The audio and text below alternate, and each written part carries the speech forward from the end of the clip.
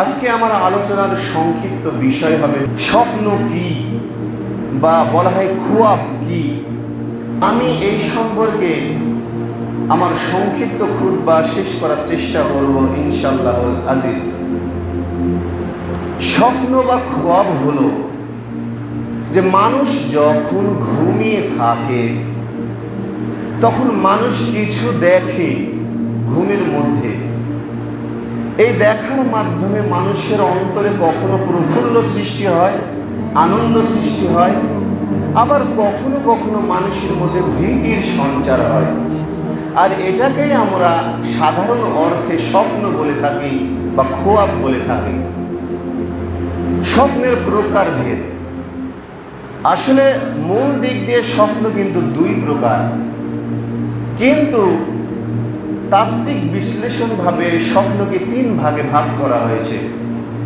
এক নম্বর হলো যে মানুষ যেই কল্পনাগুলো করে, যেটা নিয়ে ভাবে বা কাজকর্ম করে, সেটা হলো এক ধরনের স্বপ্ন।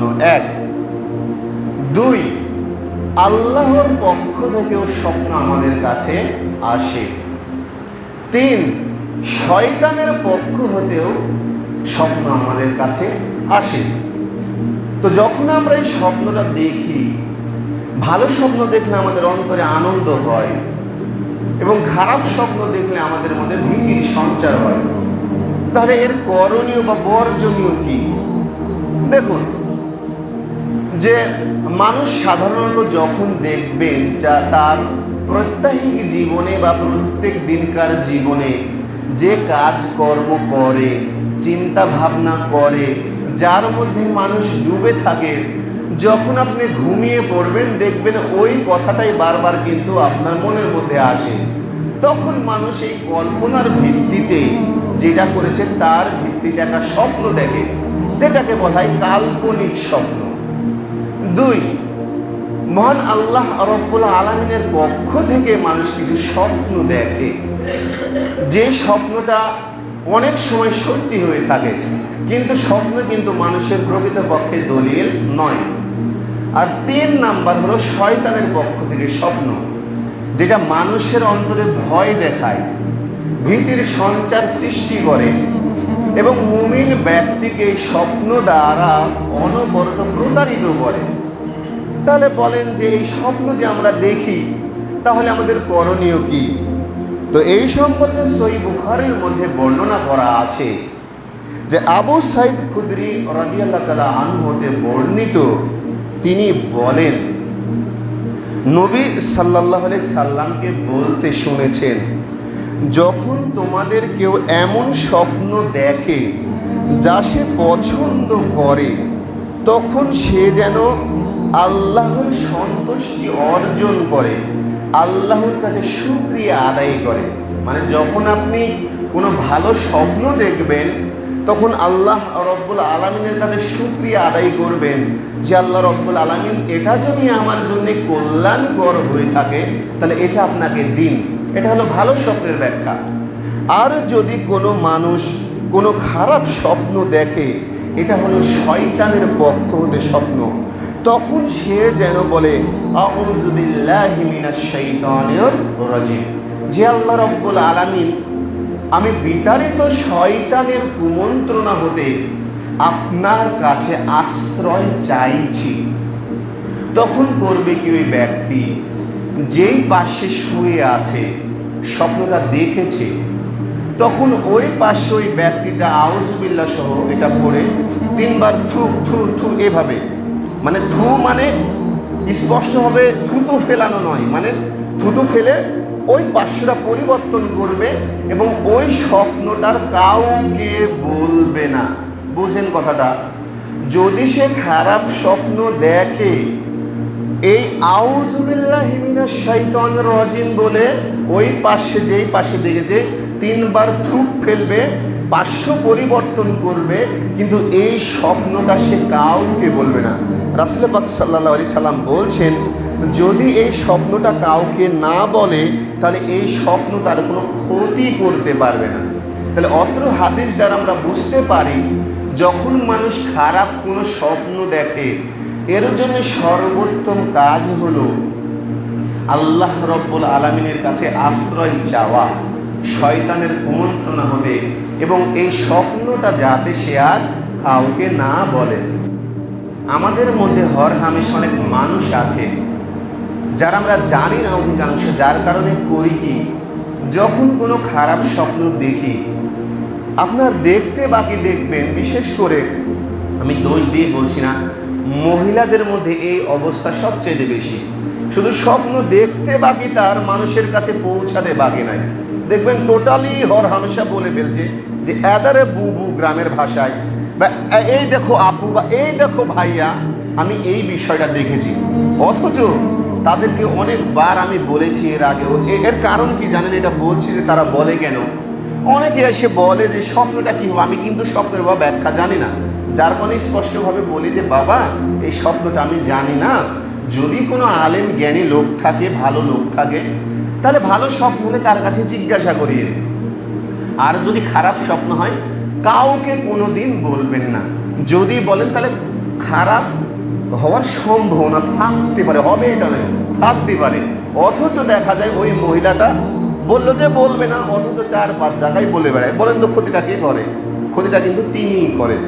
তাই বলছি, যদি খারাপ স্বপ্ন দেখেন, আপনার উত্তম কাজ হবে যে আপনি সালাতে দাঁড়িয়ে পারেন, যখন পারেন আল্লাহ রব্বুল আলামিনের কাছে পানাহ চান যে আল্লাহ রব্বুল আলামিন, এই স্বপ্নটা যাতে আমি আর না দেখি। এখন আসেন যে অনেক সময় আমরা যে ভালো স্বপ্নটা দেখি, এটা কিন্তু আমাদের জন্য অকল্যাণকর হতে পারে। কেন বলুন তো? আমরা মানুষ, সাধারণের কারণে। আবার মনে করেন কোনো খারাপ স্বপ্ন দেখছি, এটা ভালোও হতে পারে।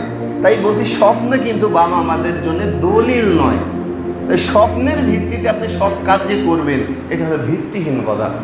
আচ্ছা, স্বপ্নের মধ্যে মনে করেন যে আপনি কাউকে পিটছেন বা মারছেন, না মারতেই পারেন। স্বপ্নের মধ্যে গোঝল করছেন, না করতেই পারেন। তাই স্বপ্ন মানুষের দলিল নয়। তবে হ্যাঁ, রাসূল পাক সাল্লাল্লাহু আলাইহি সাল্লাম এবং যারা দুনিয়ার বুকে যত নবী রাসূল এসেছিলেন, তাদের স্বপ্ন সব সত্যি এবং ওহী। কেন?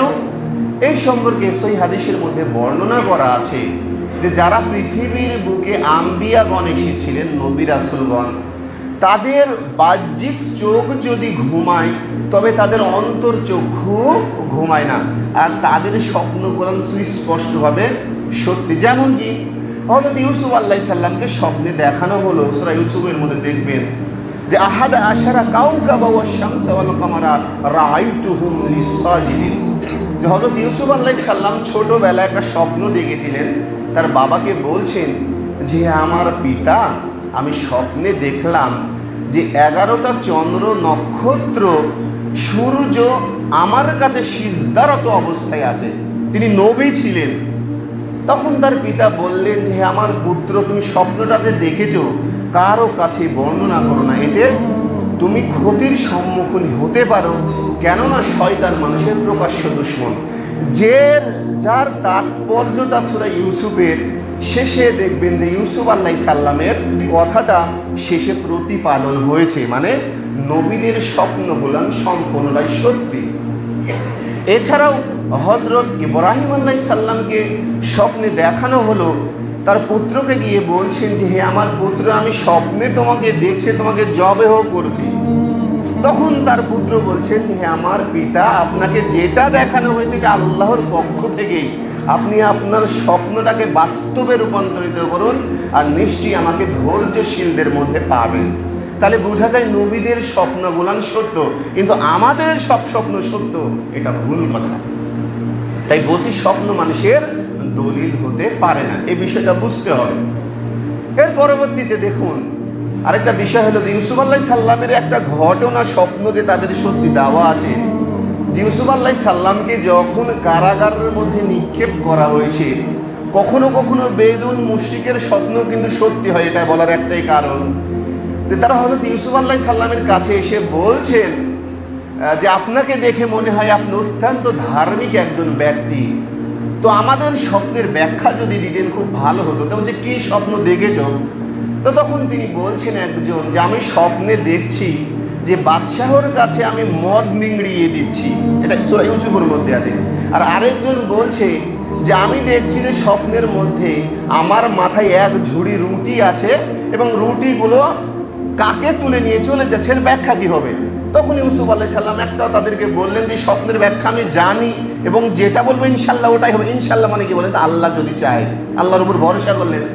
তখন তাদেরকে এই কথা বললেন যে আমি স্বপ্নের ব্যাখ্যাটা দেব, তবে তোমরা একমাত্র আল্লাহ রব্বুল আলামিন যে একচ্ছত্র ক্ষমতার অধিকারীটা মেনে নাও, তাছাড়া নয়।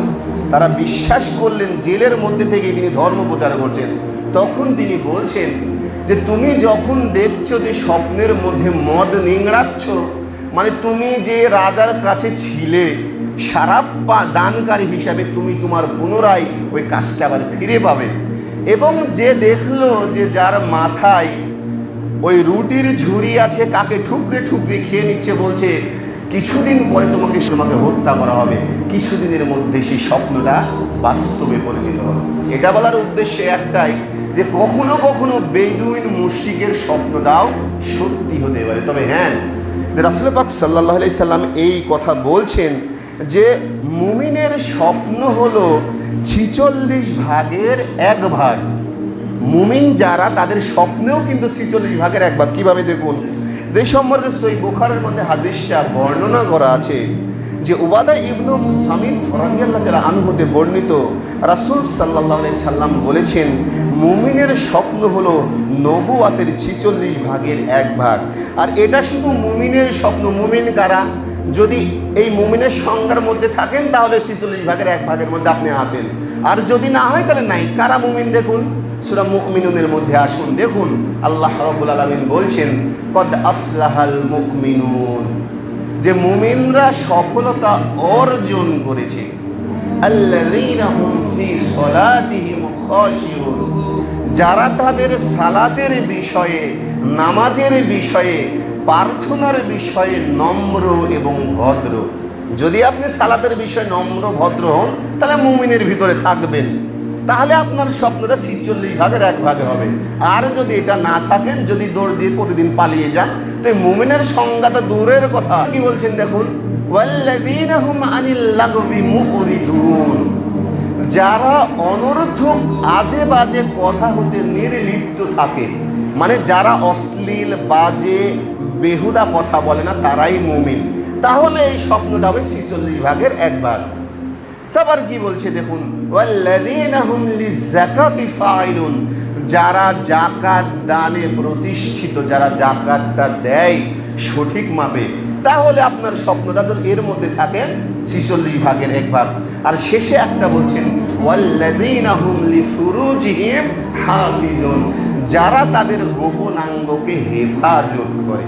এই ৫টা আয়াতের মধ্যে যদি আপনি আমি থাকি তাহলে ৪৬ ভাগের ১ ভাগের মধ্যে থাকবে, তাছাড়া স্বপ্নের কোনো ভিত্তি নাই। বুঝেননি আমার কথা?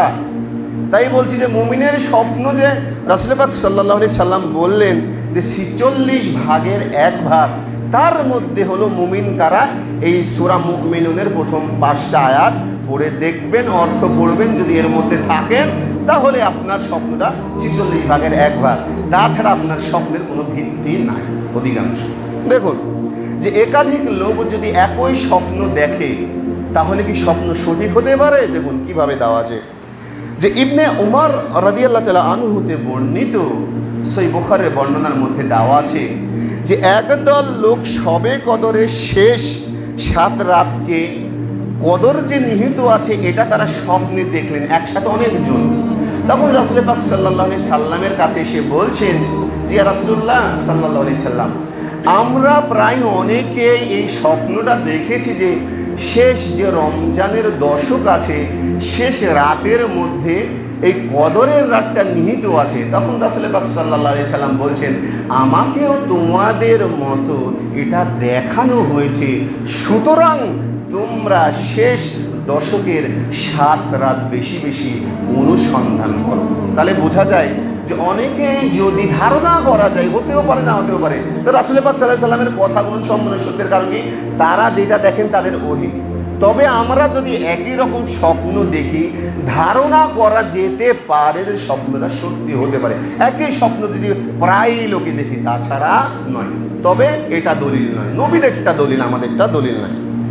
এবার দেখুন, রাসূল পাক সাল্লাল্লাহু আলাইহি সাল্লামকে যদি কোনো ব্যক্তি স্বপ্নে দেখে, তাহলে সে কি রাসূল পাক সাল্লাল্লাহু আলাইহি সাল্লামকে সত্যি স্বপ্নে দেখেছেন? দেখুন, এই সম্পর্কে আনাস রাদিয়াল্লাহু তাআলা আনহু হতে বর্ণিত, তিনি বলেন রাসূল সাল্লাল্লাহু আলাইহি সাল্লাম বলেছেন, যে আমাকে স্বপ্নে ঘুমন্ত অবস্থায় দেখলো সে আমাকেই দেখলো, কেননা শয়তান আমার আকৃতি ধরতে পারে না, আর মুমিনের স্বপ্ন তো 46 ভাগের 1 ভাগ।